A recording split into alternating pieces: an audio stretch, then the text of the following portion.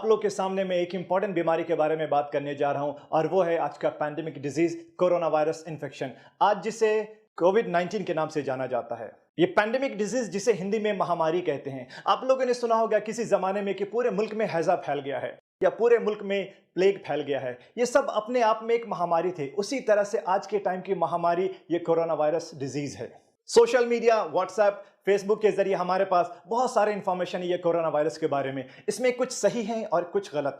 इस सही गलत के चक्कर में बहुत सारे लोगों की जिंदगी पे और बिजनेस पे काफी असर पड़ा है। लोगों में एक बहुत डर का माहौल बना हुआ है। लोगों को लगने लगा है कि अगर उनको ये इन्फेक्शन हो जाएगा तो उनका मरना पक्का है, जबकि ये बिल्कुल गलत बात है। ऐसे सिचुएशन में मेरी जिम्मेदारी है कि मैं आपके सामने सही इंफॉर्मेशन दूं और गलत बातों से आपको सावधान करूं। आइए समझते हैं इस वायरस के बारे में। जो सबसे पहला केस दुनिया के सामने आया वो वुहान शहर से, जो चाइना में पड़ता है। जब आउटब्रेक हुआ था तो उस टाइम कुछ लोग वहां पे गए हुए थे, कुछ लोग बिजनेस के लिए, कुछ एजुकेशन के लिए और कुछ लोग घूमने के लिए। सेम टाइम पे जब वो वापस आए, एक मुल्क से दूसरे मुल्क से तीसरे मुल्क, और इस तरह से पूरे दुनिया में ये इन्फेक्शन फैलता गया। सबसे पहला सवाल कि ये बीमारी फैलती कैसे है। आपको बता दो, ये बीमारी क्लोज कांटेक्ट से फैलती है, सांस के जरिए। ये एक रेस्पिरेटरी डिजीज है। ये वायरस हमारे नाक से होते हुए सीधे लंग्स में पहुंचता है। आप इस वायरस के स्ट्रक्चर को देखिए, इसमें कुछ स्पाइक्स जैसे नुकीली चीजें हैं और साथ में हमारे लंग्स का फोटो देखिए, कितने ब्रांचेस बने हुए।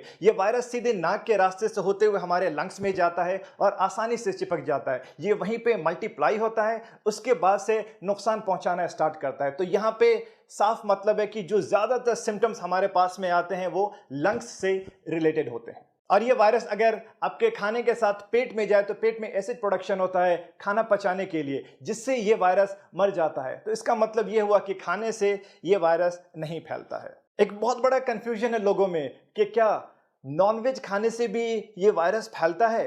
मैं आपको बता दूं, बिल्कुल नहीं फैलता है।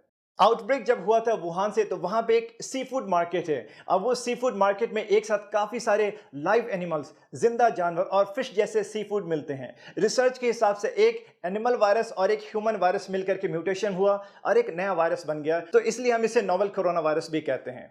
अभी के टाइम पे ये पूरा का पूरा ह्यूमन वायरस है और सिर्फ इंसान से इंसान में फैलता है। इसलिए अगर आपको कोई ये कहे कि मटन खाने से या चिकन खाने से भी ये इन्फेक्शन फैलता है तो गलत बात है। हाँ, वो जनरल प्रिकॉशन है कि हम जो भी खाना बनाएं उसको बहुत अच्छे से पका करके खाएं। एक इंसान से दूसरे इंसान में ये इन्फेक्शन कैसे फैलता है। आप मान लो ये इन्फेक्शन मुझे हो चुका है और मुझे खांसी होना स्टार्ट हो चुका है, तो मेरे खांसी करने के दो तरीके होंगे। एक तो मैंने हवा में खांसी किया और दूसरा मैंने अपने हाथों पे खांसी किया। दोनों कंडीशन में मैं ये इन्फेक्शन एक दूसरे को फैला सकता हूं।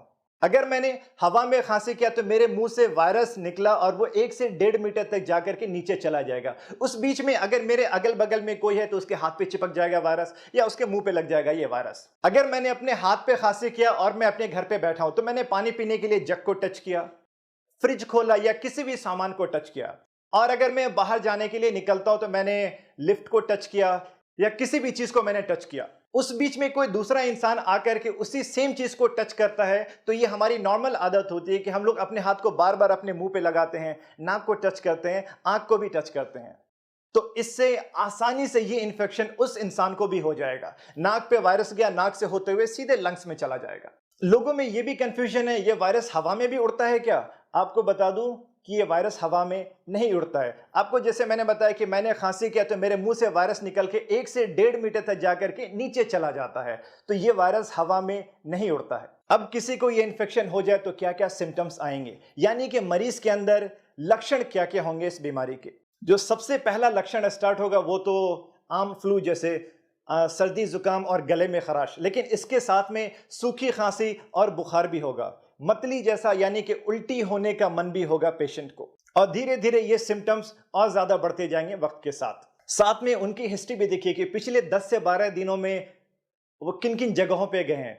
ये अगर वो जगह पे गए जहां पे ये इन्फेक्शन बहुत ज्यादा फैला हुआ है तो फिर ज्यादा चांसेस है कि इनको ये इन्फेक्शन हो सकता है। लेकिन इसका मतलब ये नहीं अगर किसी को भी सर्दी, जुकाम और बुखार है तो सभी को ये इन्फेक्शन है। आप साथ में ये भी देखिए उनकी हिस्ट्री के 10 से 12 दिन में किन किन जगहों पे गए हैं। अगर ये उन जगहों पे गए जहां पे ये कोरोना वायरस का इन्फेक्शन बहुत ज्यादा फैला हुआ है तो हाँ, ऐसे केसेस में ये बीमारी होने के बहुत ज्यादा चांसेस हैं। 80 to 85% केसेस में सिर्फ माइल्ड सिम्टम्स आते हैं। माइल्ड का मतलब कि ज़्यादा सीरियस सिम्टम्स नहीं होंगे, हल्का सा सर्दी जुकाम और बुखार। लेकिन 10 से 15% केसेस में ज़्यादा सीरियस सिम्टम्स आते हैं कि जब सांस लेने में तकलीफ होने लगे, गले में बहुत ज़्यादा दर्द होने लगे, जैसे सिम्टम्स लाइक अस्थमा और दमा जिसे कहते हैं, इंग्लिश में शॉर्टनेस ऑफ ब्रेथ या डिस्निया हो जाए।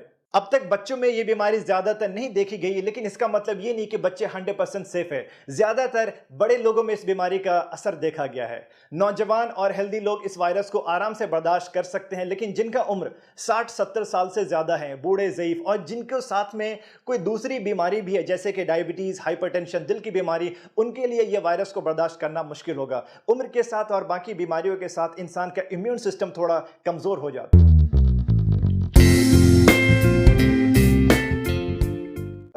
इम्यून सिस्टम का मतलब हमारे शरीर की अपनी शक्ति होती है बीमारी से लड़ने की। अगर किसी को ये सारे सिम्टम्स आ जाए तो आगे आपको क्या करना चाहिए? आप सबसे पहले इस हेल्पलाइन नंबर पे फोन करिए और अपने सिम्टम्स के बारे में बताइए। ये हेल्पलाइन नंबर इंडियन गवर्नमेंट की तरफ से है। हेल्थ अथॉरिटीज के लोग आपसे बात करेंगे और आपको सही मशवरा देंगे। जरूरत पड़ने पे आपके दिए हुए एड्रेस पे आएंगे और आपका जांच करेंगे। अगर उनको सारे सिम्टम्स इस वायरल इन्फेक्शन का लगेगा तो आपके गले से स्वैब कल्चर लेकर के टेस्ट के लिए जाएंगे, और ये टेस्ट अभी सिर्फ सरकारी लैब सेंटर्स पे ही हो पाएगा।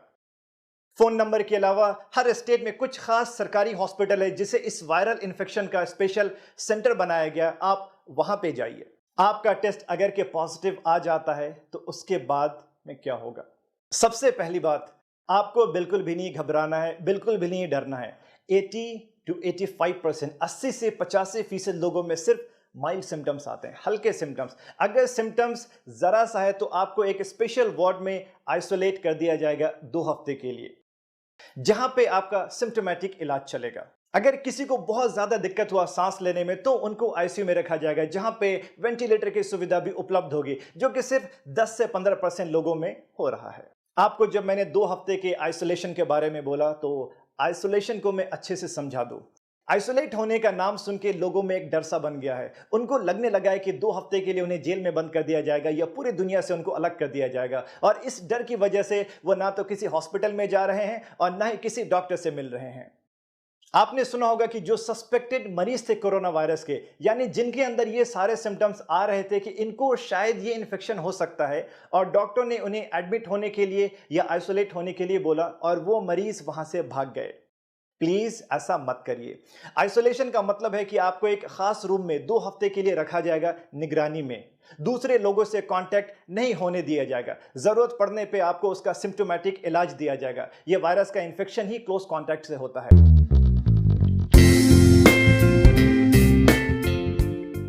आप अपने आप को आइसोलेट करके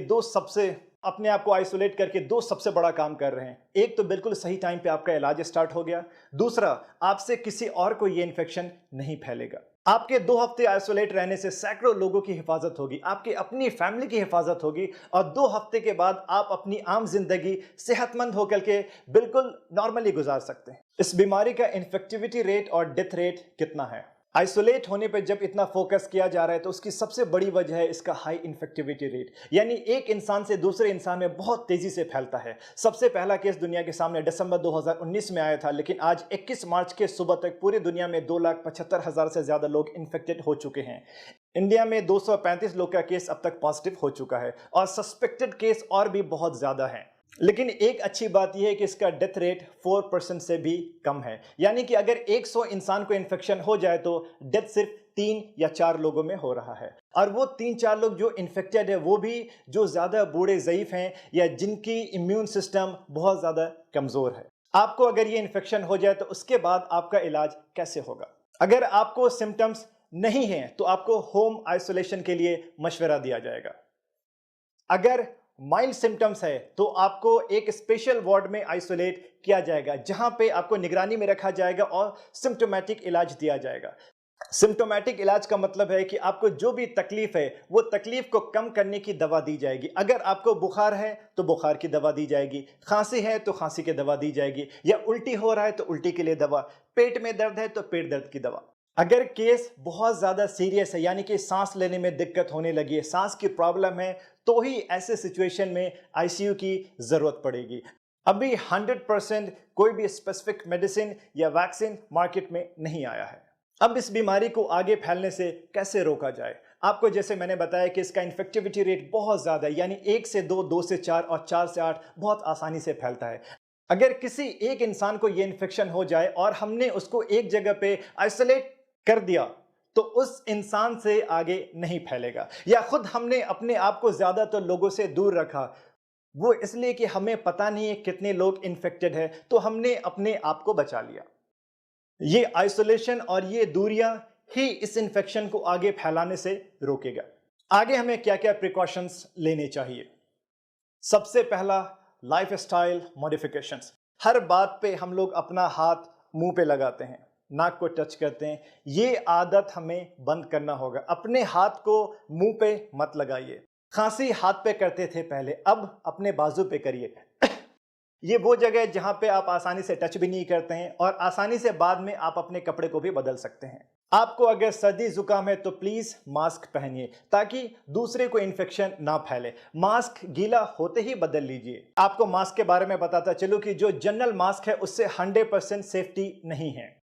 सर्जिकल मास्क या N95 मास्क से काफी हद तक सेफ्टी है, लेकिन N95 मास्क सभी के लिए रिकमेंडेड नहीं है। जो हेल्थ केयर के लोग हैं, जो मरीज से बहुत क्लोज रहते हैं, उनके लिए ये बिल्कुल जरूरी है। एक एंटी पॉल्यूशन क्लॉथ मास्क है जो यूज कर सकते हैं आप, और सुबह से रात तक मास्क लगाने की भी बिल्कुल जरूरत नहीं है। लोगों से दूरियां मेंटेन करना काफी होगा। बाहर किसी भी पब्लिक एरिया में जा रहे हैं तो प्लीज मास्क लगाइए।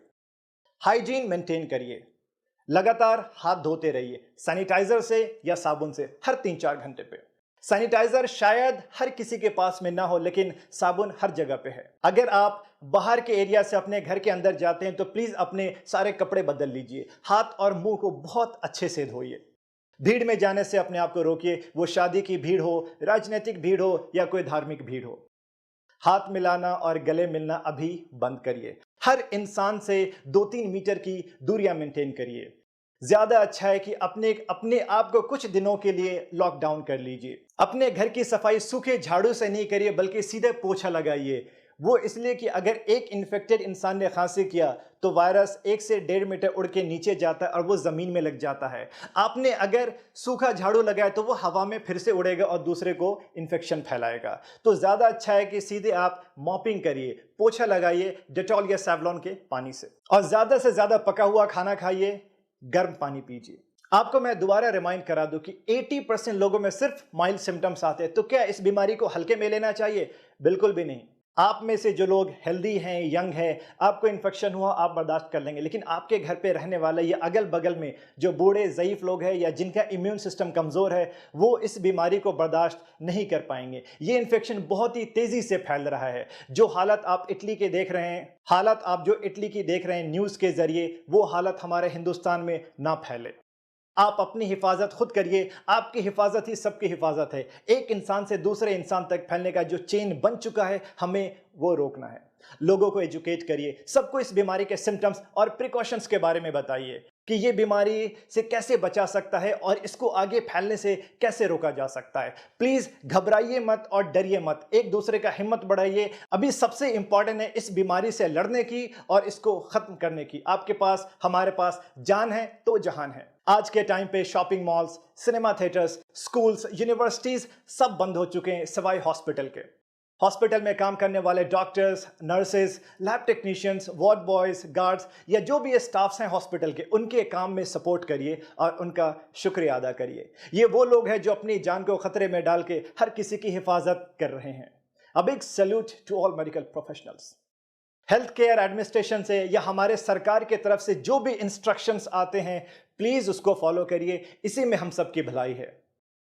आप सब लोग सेहतमंद रहिए, खुश रहिए और ये कोरोना वायरस से सेफ रहिए। Thank you so much.